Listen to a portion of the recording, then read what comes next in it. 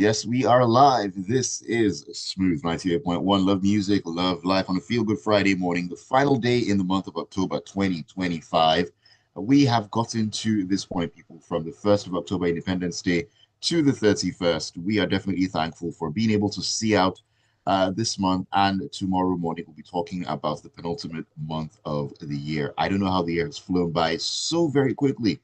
But I'm hoping that you've had a great year so far, a year you can look back on and be proud of. And if you haven't hit all those milestones, you haven't dotted all the I's, crossed all the T's, you still have a chance to do something before December 31st. And even if it hasn't happened, you still keep on keeping on, you keep on moving. So says so.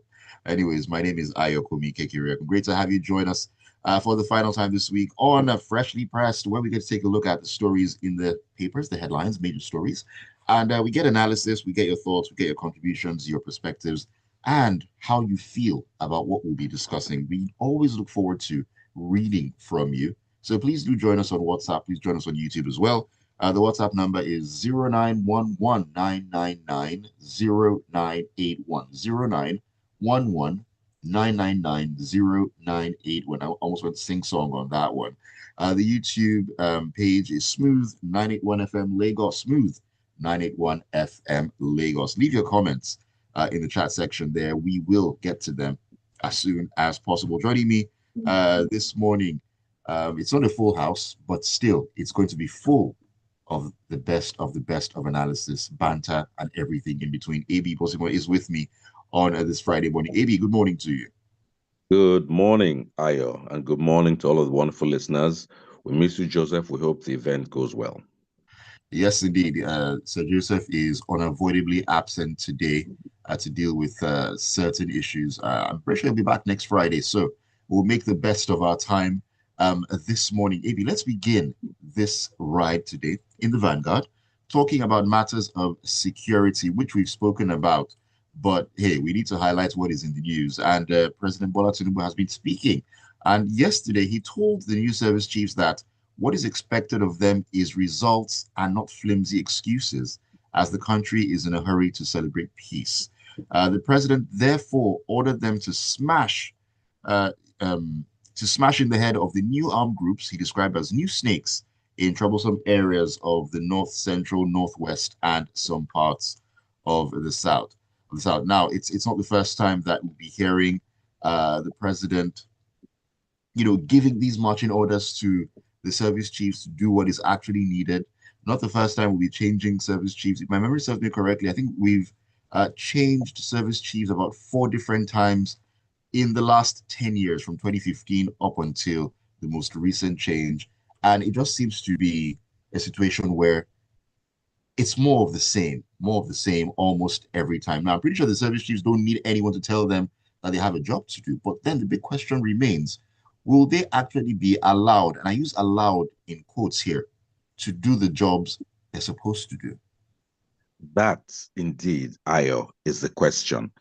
There is absolutely no reason. We heard that they were confirmed, was it yesterday or the day before, and now they're being sworn in or properly formally appointed. We have no reason to doubt that each of them is a thoroughbred professional, capable in their fields, of advanced military services, warfare, and the rest. And so, they are not being, certainly the president wasn't telling them how to do their work. He's actually telling them what results are expected of them. And that's where your question comes in. I cannot be convinced that the Nigerian military has, in some instances, been rendered as if they're incapable of handling conflicts. Anywhere the military has been deployed in the past, they have always come back with plaudits. And so there seems to be something else. Someone once said, if there's something that doesn't seem to make sense, it just means there's something you're not being told. Mm. Nigerian military, unless we're saying that it's only when they're flogging civilians that they are powerful, and that we know is not true. Nigerian military is capable. I've had the privilege of interacting with a few of them, and there's no doubt about their ability. So you now come to that question: are they being given the full backing to do what must be done? How can people be assaulting Nigerians for over a decade now and the things keep popping up, new names, new ID cards. Then some other people are actually moving around with bandoliers around their necks and telling police DPOs what to do and what not to do. Turgy in mind, or what's that man's name? Wherever that Velosurgery, was. yes. Bello Turgy. You know, as far as I'm concerned, the Nigerian military, led by these able people, has a brand new opportunity. Forget what has happened in the past. These people are now in office and in charge. They have the chance to write their names in gold, imprint their names in gold, or write them in quicksand as further failures to all who have come before them. It may be trite, but a man can make a difference. A set of men can make a difference. I want to follow the president's message and say to them, gentlemen, make the difference. Let it be said that it was on your watch that terror attacks in Nigeria were completely minimized. I'm not saying that there will be a day when there's zero crime in Nigeria, but I believe they can make this almost 1 million kilometer territory of Nigeria completely hostile to bad actors, such that they are running scared and not doing press briefings like we have seen. I mean, for me, that is abhorrent. It is unbelievable that criminals, people who should be criminalized and dead, yes, I'm not a lawyer, let them kill them. Extra, if you are found to be terrorizing Nigerians, you should die. I don't have any, other people can go to take you to court. If I have the gun, you die. So I'm saying Nigerian military can make this territory completely hostile to them. Then we'll know that they are running scared. Not that they are standing in full broad daylight making announcements and decrees, and people are giving them money to go to their farms. No, no, no. These people have a chance. They should follow the president's instructions and do what they know how to do. Very, very, very important. Follow the instructions and do what it is that they know how to do. Now, to what degree they'll do what they know how to do is now the question. But clearly, we're at a point where we need definite results. We need to, put all this behind us. For years and for decades, we've been fighting this battle that seems to be an unwinnable one. A hydra-headed And monster, if I can put it that way. Today, it's Lakurawa. Tomorrow, it's Mahmuda, and honestly, so new on and names so coming forth. up and down for what? So the new service chiefs definitely have their work cut out for them. Will we be telling the same story in a couple of years? That's the As to question. that's the question. But let's see. Let's give them the benefit of the doubt. Let them get to work Absolutely. and do what it is that they need to do. Absolutely. All right, let's move on to the next story here, Ibi, and let's talk about Jam because we talked about Jam. Was it yesterday or Wednesday? Just The walk yesterday. just yesterday. Just Thank you very yesterday. much. The walkout. Well, let's step into the Guardian first of all, and this one says that more than 10 staff members of the Joint Admissions and Matriculation Board (JAM) are currently facing prosecution over allegations of corruption. Now, the registrar of JAM, Professor Ishak Oloyede, disclosed this at the ongoing National Executive Council meeting of the Non-Academic Staff Union of Educational and Associated Institutions, NASU, in Abuja. Now, Oloyede said the board has made workers' welfare a central pillar of its operations, noting that a motivated and disciplined workforce is the most valuable asset of any organization. Well, it looks like JAMB is not exempt from the ills of society, as it were. 10 to 11, sorry, about 10 staff members are facing prosecution. And like we said, just yesterday, we talked about the issue of the summons to come and explain how monies were spent and so on and so forth. And we saw the shameful display. Well, this is an update. What's going on? So now this story struck me because Oloyede spoke where? In Abuja. He had been invited by the National Assembly to come and head the people. He chose not to show up. He chose not to show up. Then those that he deployed were trying to keep secrets for a public institution and had the nerve to walk out. as far as I'm concerned, if there is no sanction for that, then the Nigerian National Assembly should go and turn about wherever they are, because it shows that they too have accepted that they mean nothing to Nigerians in Nigeria. How can the National Assembly summon you? You come, you want to make a dictation to the press corps assembled. They tell you that's unheard of, then you walk out and there's no consequence. So let's leave that aside. Oluyede, who chose not to come and respond to the National Assembly, instead deploying some joker who could walk out, now is telling us about people are under prosecution. Well, a random sampling of any part of any society on the surface of Earth will find some people engaging in corrupt or illegal or unethical practices. And so, yes, there's a consequence going on for them. That's not news. I don't know that that's a big deal. He's talking about how, motivated and properly supported staff. And I said, I agree with that and all that. My point is that all this is neither here nor there. Where was Oloyede when he was told to come and speak to the public about his institution? It's not to be crying tears up and down. It's to be doing your work as called. So, I mean, all this one is saying that maybe children shouldn't be rushed to school. I think he said something that's a bit ridiculous to me, that children as young as 10 and 11 are being rushed into, okay, he said secondary. I thought that was tertiary, because we know that secondary school, you cannot be entering university at 11. Fine, 10 and Oh, yeah. 11. Yeah, I mean, 10 and 11, some people entered then, some people even a bit earlier, whatever the case. At the end of the day, all this, yes, is a speech he had prepared for NASU. Where was Oloyede when he was told to speak to the National Assembly? Why did he send people who had the temerity to try and send out journalists? And even worse, the chutzpah to walk out when they were told that that was not going to happen. He's not talking about the indiscipline of those directly deployed by him to the National Assembly. I'm sorry, whatever he's saying to me is absolute BS. It doesn't have any merit whatsoever. This is not addressing a core issue at this time in Nigeria. So looking at what has actually transpired now, AB, I mean, after what happened yesterday with another delegation, and then you have the head of the organization, making another speech within the same Abuja, mind you. My point. What should happen next? That I would ask the National Assembly. I said it. If they do not demonstrate that there are consequences for them being ignored, each and every one of them should take their big salary and go and turn a bar at home. All right, let me take a message here from WhatsApp. This is Ajay Olonilua. He's in Magudu Jerry. Sherry, good morning, Ayo, and AB. Good morning to you, Ajay.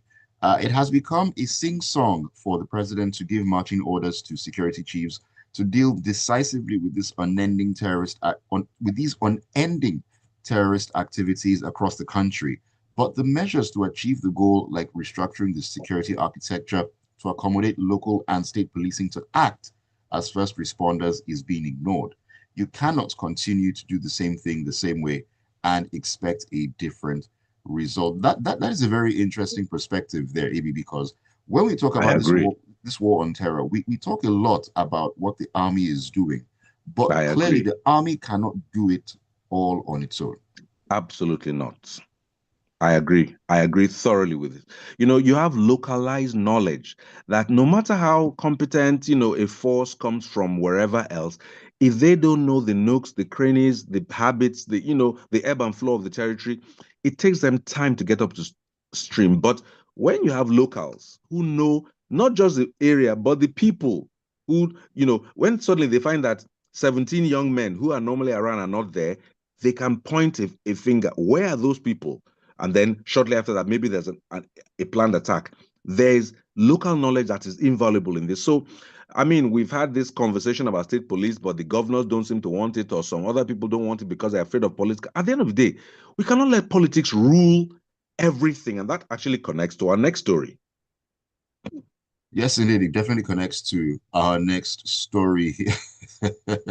Our next story here. Let's step into the Daily Trust. And the senator who represents Kogi Central, that is Natasha Kutiduaga, has invited Senate President Godswill Akpabio and other lawmakers to attend a project commissioning event in her state. Now, the invitation contained in a letter read by Akpabio during Thursday's plenary announced that the event will take place on Sunday, November 2nd in Ihima in Kogi State. Now, Koti Edwahan informed lawmakers that the meeting point for the event would be at her residence in Okene, while senators arriving by air could land at the Obajano airstrip and continue the journey to Ihima by road. It seems like all the hatchets have been buried and everybody's on good terms once again, AB. I think the most, now that may be an overstatement, but the fact that I like in this story is that despite all that politics, on this second anniversary, the people of her senatorial district are going to get a project or the other inaugurated, meaning the people's business, despite all the drama and news and all that, was still inching forward. You might say, had there not been the drama, more could have been done. But I think it's responsible of her that despite the drama, she has managed to do this. And I think it would be extremely churlish for those who have been invited, including the Senate president, to decline the invitation if it is on a political basis. So let's never forget that the whole point of politics is the service of the people. And so if she has done the project despite everything, and she's reaching out to members of the Senate, I'm sure it's not just the Senate president, but members of the Senate are all Right. invited.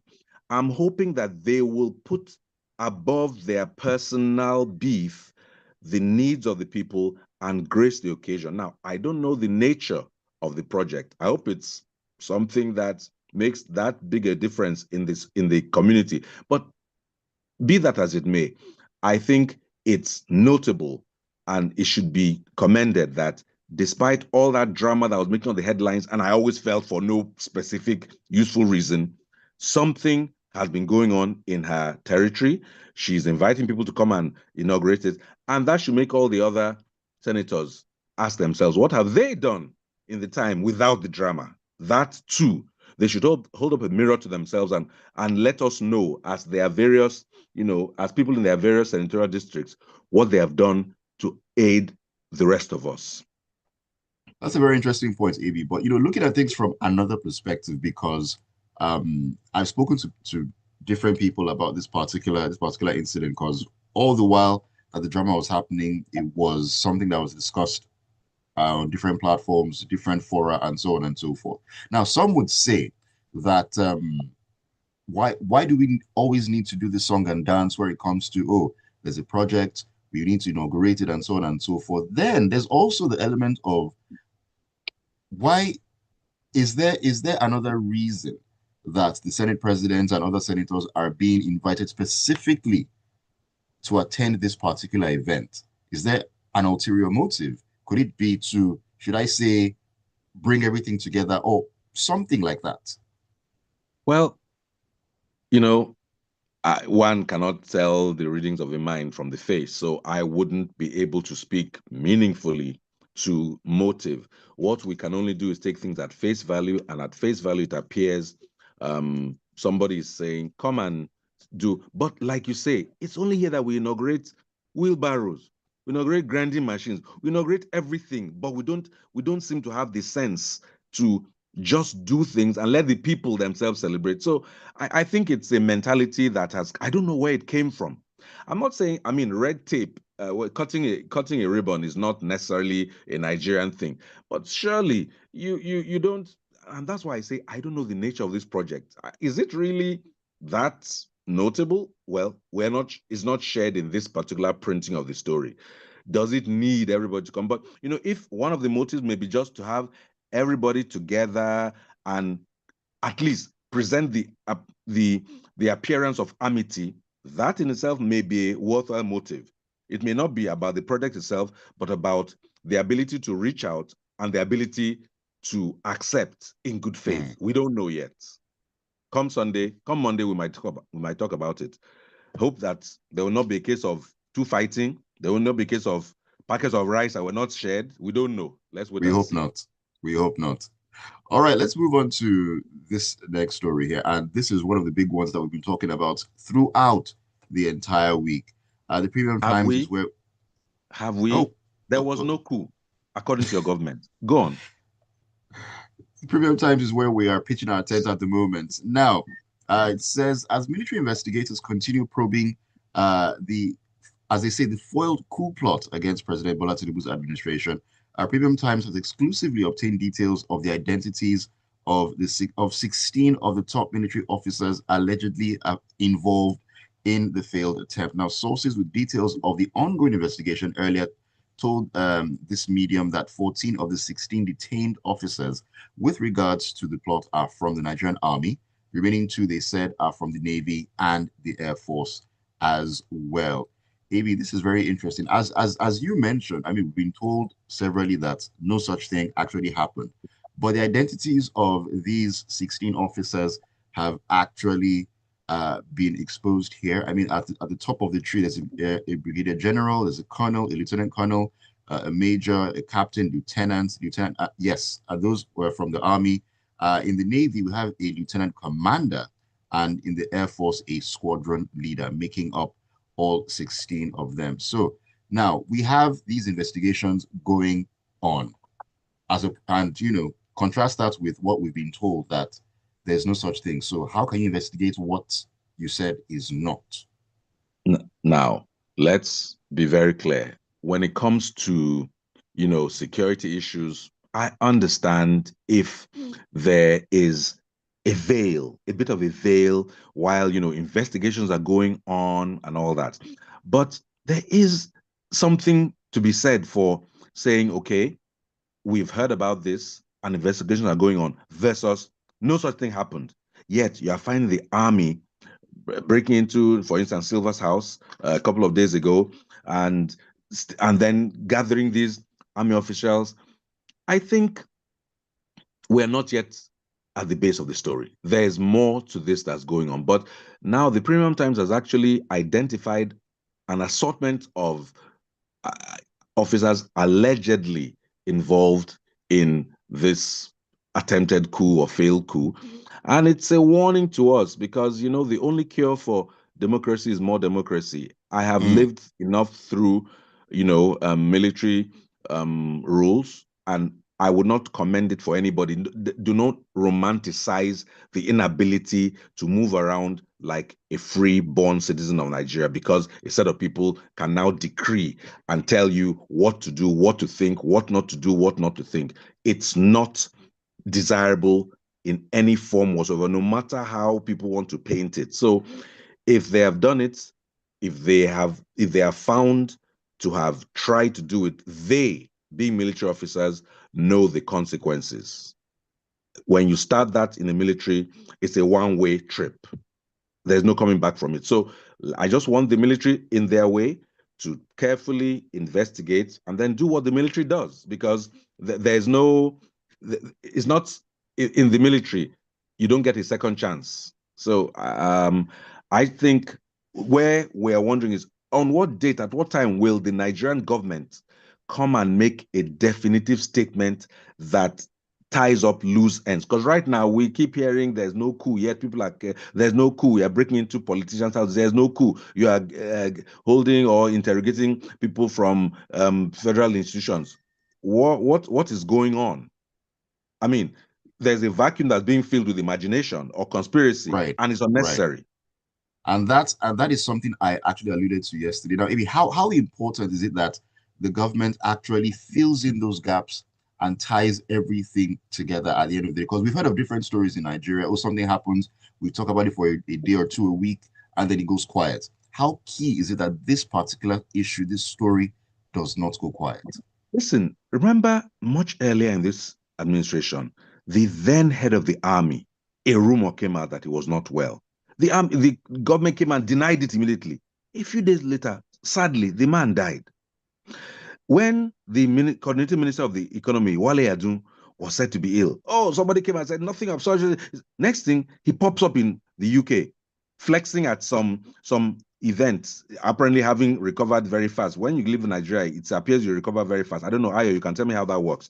But the point, the point is, there have been too many instances where the credibility of government spokespersons can be called to question, and that is not a good look. Chemical Ali during the Gulf War was notoriously known to say one thing while everything is going. We don't need that. And look, a proper spokesperson can give you enough information without revealing details so that you know that they're on top of them, but not that nothing happened. And then you just seem to keep on with your life of desperately looking for people who are involved. Again, they cannot say there's no coup, but now names have been released. Are these the names of people who were just dissatisfied with their posting or their performance? I'm not so sure, but let's wait and see. Let's wait and see. Only time actually will tell. It, Whatever. it, it just it just expands the credibility gap in government communication, and that is not a helpful situation. Whatever soup that is being cooked at some point will be ready, and then the aroma will waft all around, and we'll know what exactly is in the pot. All right, let's move on to this final story very quickly, AB, because time has just floated on by. The Vanguard is where we're heading to.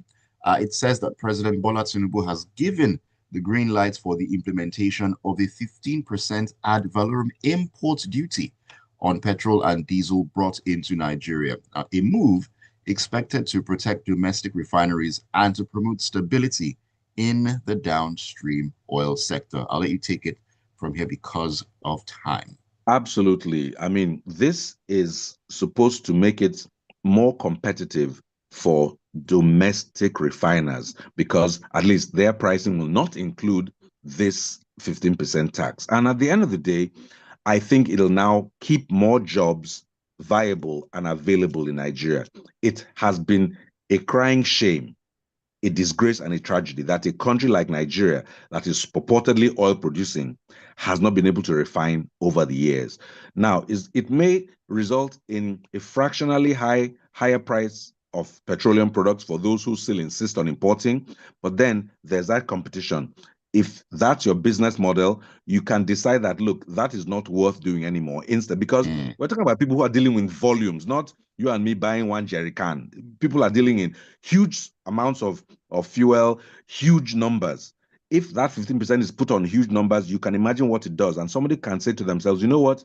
Instead of always doing that, let me, support domestic production, avoid that 15% tax, and in the process, provide more jobs for Nigerians. So to that extent, we may have to bite they say 99 naira extra per liter cost. But at the end of the day, if that 99 naira is perfectly avoidable by focusing on domestic refining.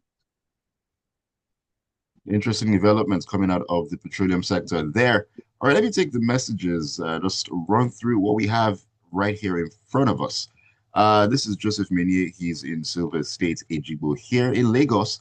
Good morning, freshly pressed, my ever vibrant presenter, Ayo, and analyst, AB. Why is the worst evil between the controversial coup versus terrorism? Just imagine the speed of investigation, arrests, sponsors, and so on, alleged sponsors.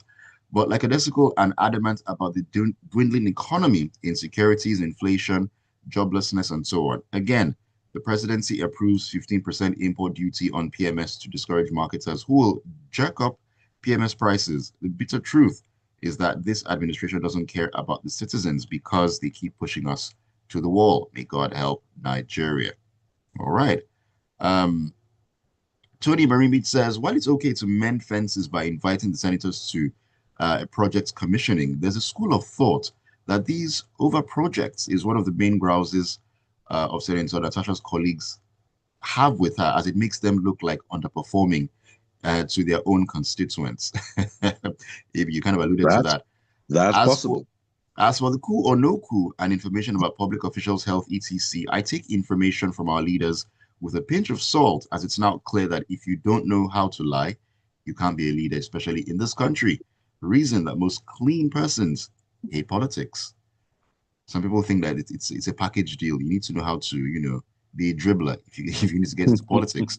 Barrister Dan Ukuda in Igondo says, good morning, crew. That Akpabio and Natasha have reconciled is a lesson for the masses. Don't kill yourself in the crossfire of the politicians. They will eventually reconcile and move on. Stop taking paracetamol for another person's headache. Thank you for the advice. Good point taken. JP says, morning smooth. Total rubbish, in my opinion, the 15% on imports. That's about 110 naira per liter. And the super refinery won't increase prices just under that. Laughable. We have just switched monopoly color. All right, JP, thank you for sharing your thoughts. Gilbert Musa says, good morning, all. He's in Festac, by the way. On the recent charge by the president to the newly appointed service chiefs in Nigeria, like the first contributor said, we can't be doing the same thing over and over and expect a different result. We need to discover the reason the former service chiefs did not deliver since 2011 till date and then make amends. All right. Ayo Infestax says that Senator Natasha invited Akpabio to her constituency project launch doesn't mean that all is well between them. It only shows that Natasha respects protocol and the office of the Senate President, not necessarily liking Senator Akpabio. Well, there's that. Different thoughts on these matters, and that's what makes Freshly Pressed absolutely beautiful. Getting different thoughts and perspectives on the issues. Thank you all so much for the messages. Very much appreciated.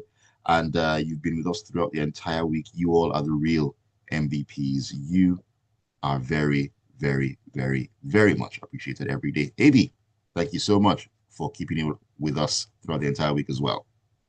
Thank you. And as we enter the month of November from tomorrow, let's remain positive minded, despite, like you said, many of us have not hit the milestones we planned. As long as the Almighty gives life and health, let's pray that we will hit. Thank God for each day that He grants us. Have a Yes, wonderful indeed. week ahead, and I'll greet you all in November by the grace of God. Yes, indeed. Looking forward to that, AB. Thank you so much. And have yourself a fantastic, fantastic weekend. Thank you, sir. All right, Lagos, Nigeria, and wherever it is you're listening to us here at Smooth 98.1, thank you for keeping it locked. And of course, staying tuned to Freshly Pressed. The fun and everything continues. 8:15. We'll take a look at what's going on in the world of sports. Another weekend is upon us, and you know what that means. Great football to look forward to. Tega will be on the ground to walk us through everything.